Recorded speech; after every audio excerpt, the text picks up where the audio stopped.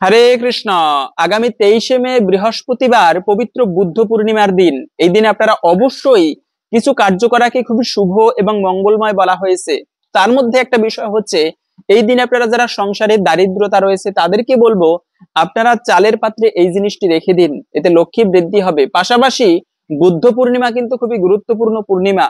বছরে 12 দ্বাদশ পূর্ণিমা রয়েছে, তার মধ্যে একটা শ্রেষ্ঠ পূর্ণিমা হচ্ছে এই বুদ্ধ পূর্ণিমা তিথি। এই দিনে কিছু কার্য করাকে খুবই শুভ এবং মঙ্গলময় বলা হয়েছে। ভগবানের বিষ্ণুর নবম অবতার হচ্ছে এই বুদ্ধদেব।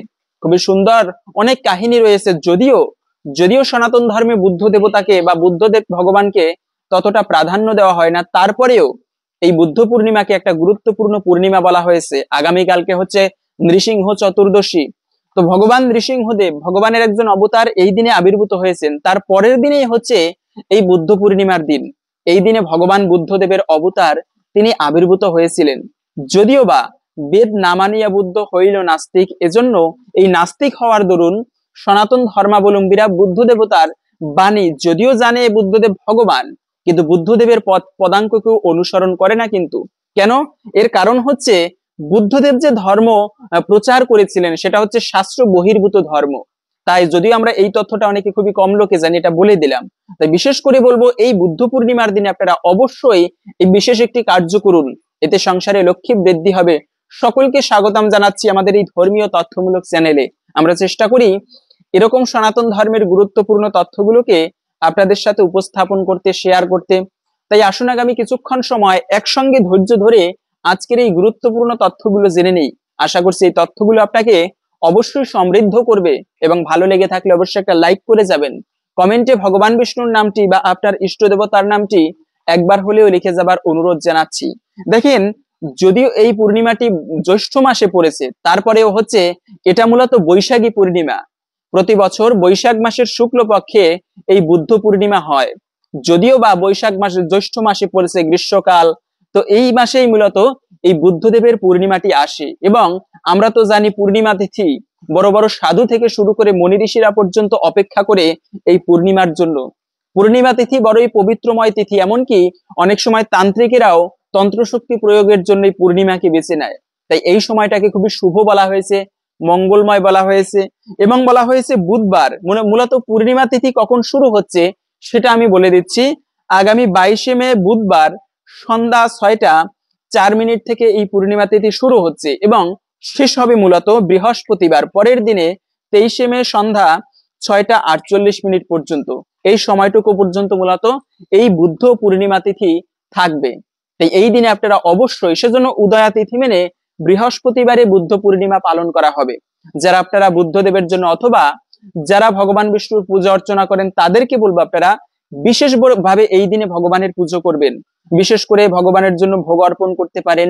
তো অনেক ভাবে যারা আপনারা লক্ষ্মী মায়ের পুজো করবে, আমরা জানি প্রত্যেক বৃহস্পতিবারে, তারপরে মাসের প্রত্যেকটা পূর্ণিমা তিথিতে অনেক মায়েরা লক্ষ্মী মায়ের জন্য পুজো করে। তো তাদেরকে বলবো, আপনারা এই দিনটিতে বিশেষভাবে লক্ষ্মী মায়ের পুজো করতে পারেন। এতে লক্ষ্মী দেবী যে গৃহের প্রতি প্রসন্ন থাকে, স্বয়ং ভগবান বিষ্ণু পর্যন্ত সেই গৃহের উপরে প্রসন্ন হয়। তাই আপনাদেরকে বলবো, এই দিনে সম্ভব হলে অবশ্যই লক্ষ্মী পুজো দিতে পারেন, তবে ভগবান বিষ্ণুর পুজো বিশেষভাবে করতে পারেন। এবং একটা বিষয় হচ্ছে, এই দিনে কিন্তু ভুলেও মনে রাখবে, বেশি বেলা করে ঘুমাবে না। এমনিতে যে ব্যক্তি বেশি বেলা করে ঘুমায়, সাইন্টিফিকের ভাষায় সে ব্যক্তির আয়ু শীঘ্রই হরণ হয়।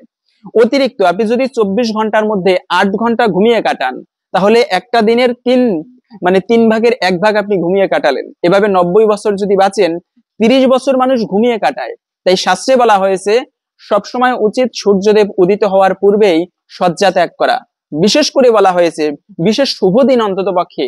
দেখেন, শুভ দিন কেন, আপনি অন্য সময়ে ধর্মানুষ্ঠান করলে, ধর্ম কাজ করলে যে ফল লাভ করবেন, কিন্তু বিশেষ শুভ সময়ে, বিশেষ ক্ষেত্রে ভগবানের ধর্ম অনুষ্ঠান করলে, ভগবত কার্য করলে এতে সহস্রগুণ বেশি ফল লাভ হয়।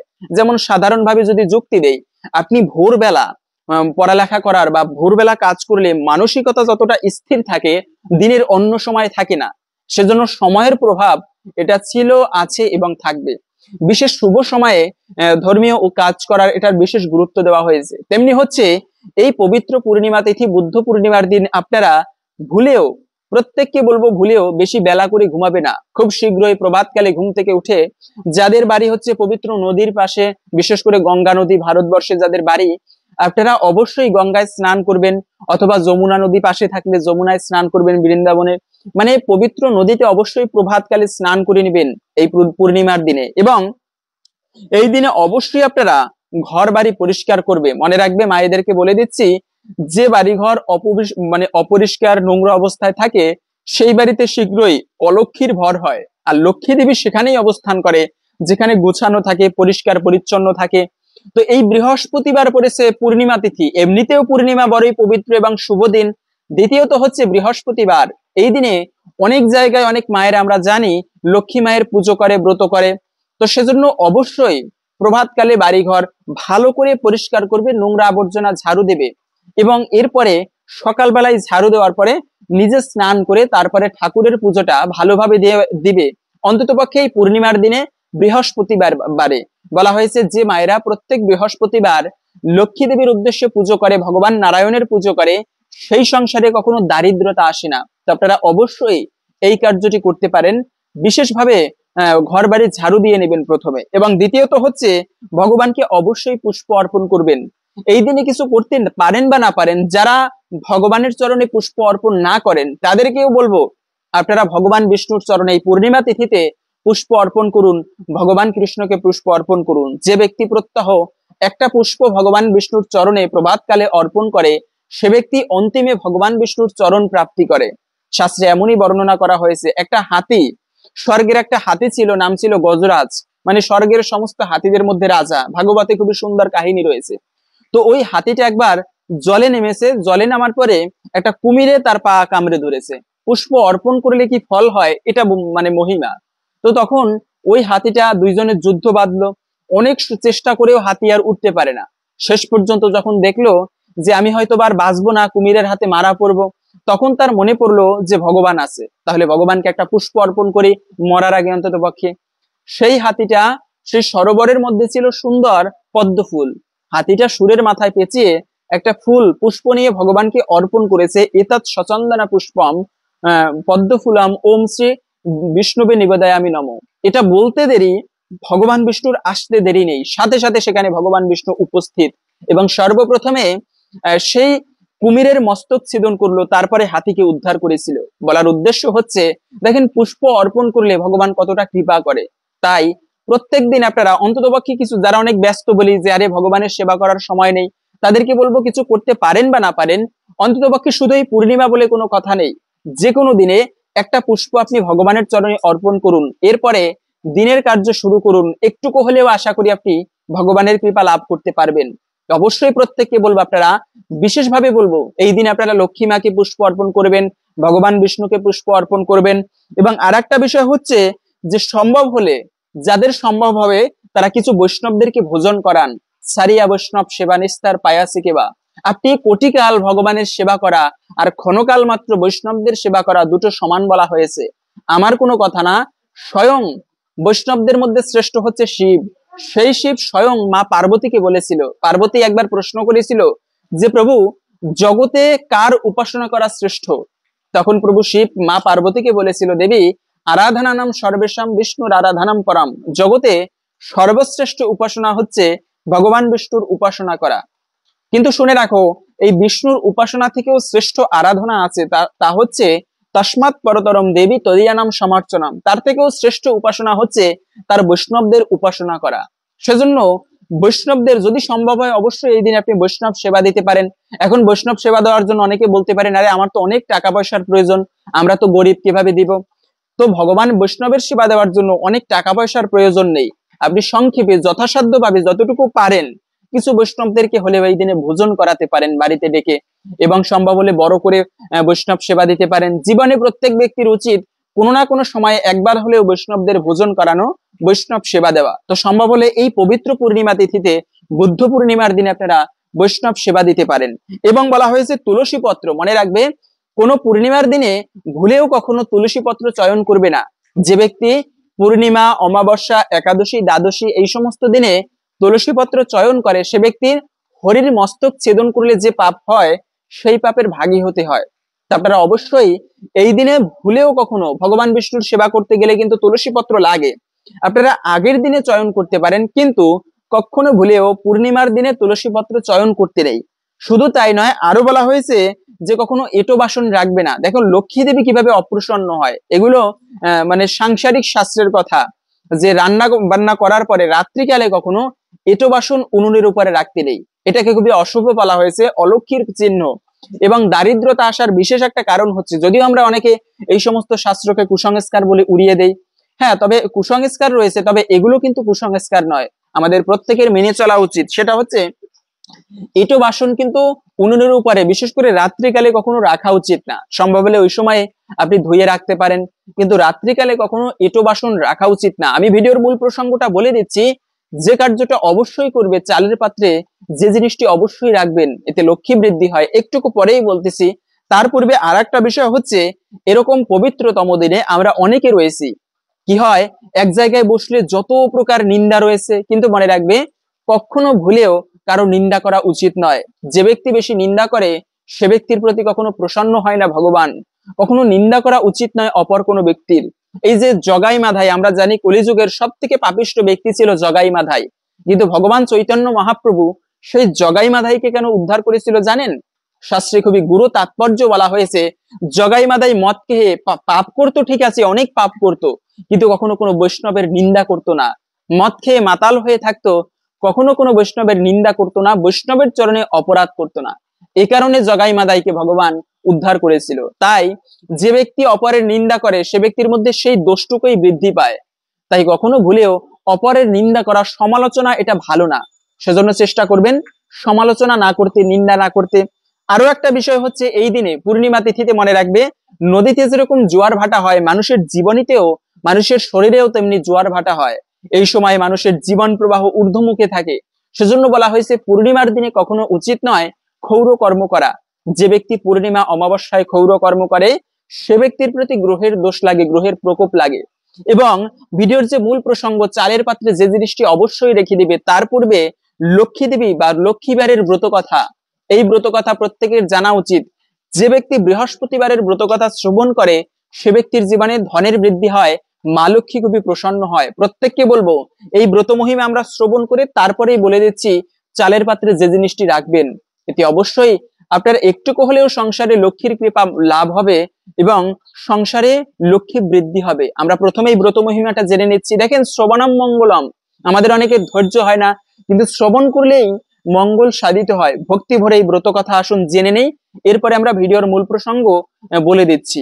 বৃহস্পতিবারের ব্রত কথা। এক সময় একটি গ্রামে একজন মহাজন ছিলেন, তার ঘরে অনেক ধন সম্পত্তি ছিল। মহাজন ছিলেন একজন খুবই সাধারণ দয়ালু ব্যক্তি। তার সাথে সেই মহাজন দাতা এবং ধার্মিক স্বভাবের ছিলেন। তিনি অনেক দান ধ্যান করতেন, আর যে তার দরজায় সাহায্যের জন্য আসতেন তাকে কখনোই নিরাশ করতেন না। কিন্তু অন্যদিকে তার স্ত্রী খুবই মানে কঞ্জুস ছিলেন, সে সাধুদেরকেও কিছু দান করতেন না। তাই শুধু তাই নয়, সে মহাজনকেও বারণ করতেন কাউকে টাকা পয়সা দিয়ে সাহায্য করতে। একদিন মহাজন কোনো এক কাজে বাহিরে গিয়েছিলেন, তখন এক সাধু তার বাড়িতে আসেন আর ভিক্ষা চান। বাড়িতে শুধুমাত্র মহাজনের স্ত্রীই ছিলেন। সে সেই সময় তার ঘর মুছছিলেন। তখন সে সাধুকে বলল, হে বাবা, আমি এখন আমার ঘর মুছছি, এখন আপনাকে কিছু দিতে পারবো না, আপনি পরে আসুন। তখন সাধু চলে যান। কিছুদিন পর পুনরায় সেই সাধু আবার বাড়ি ফিরে আসেন ভিক্ষা চাইতে। কিন্তু আবার সেই একইভাবে সেই স্ত্রী বলল, মহাত্মা আবার কিছু না নিয়েই চলে গেলেন। এবং এরপরে আবার কিছুদিন পর সেই সাধু পুনরায় সেই মহাজনের দ্বারে ভিক্ষা চাইতে আসলো। আর এইবারেও মহাজনের স্ত্রী কিছু বাহানা বানায়, সে বলে, আমি খুব ব্যস্ত আছি, আপনাকে ভিক্ষা দিতে পারবো না।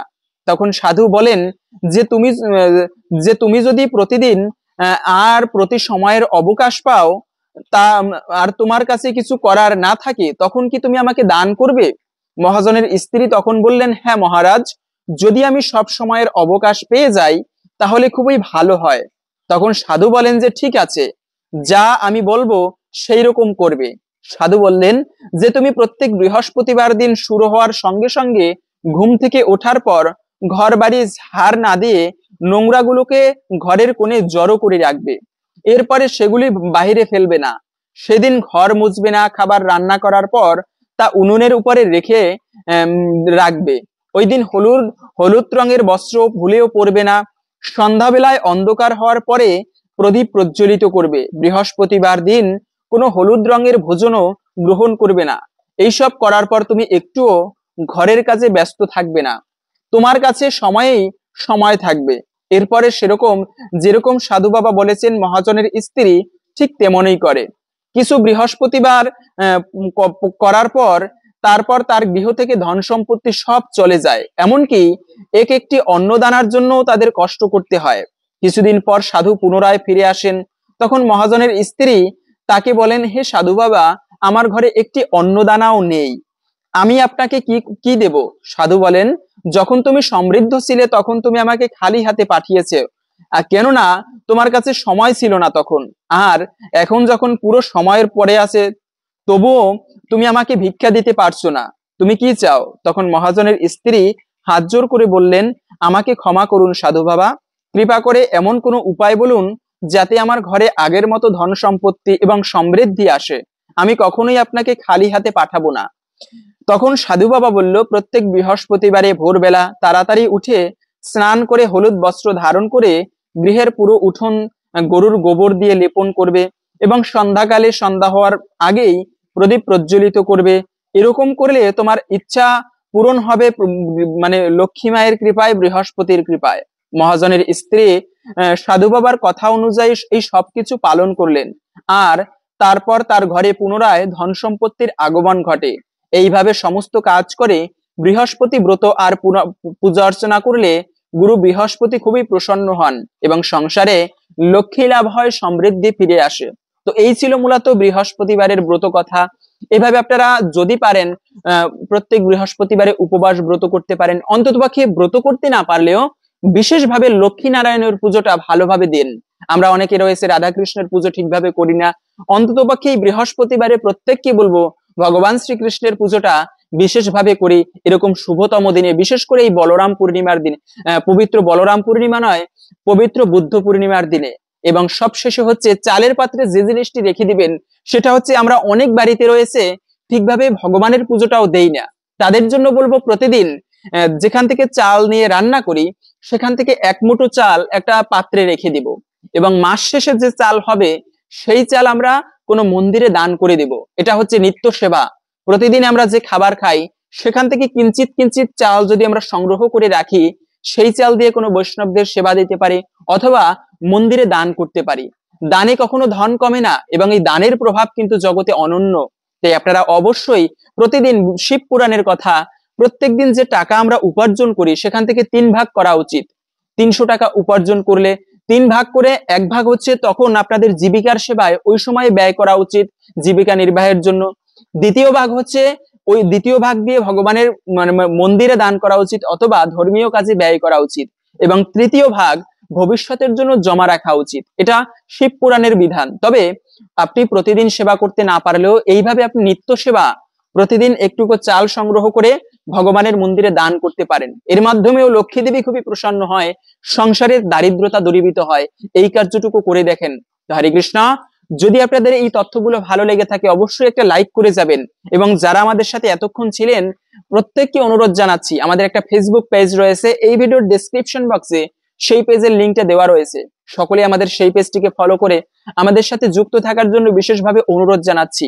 ভগবান শ্রীকৃষ্ণের কৃপায় সকলের জীবনে মঙ্গল হোক, মা লক্ষ্মীর কৃপায় সকলের সংসারে সমৃদ্ধ আসুক, এই কামনা করে আজকের ভিডিওটি এখানে সমাপ্ত করছি। হরে কৃষ্ণ।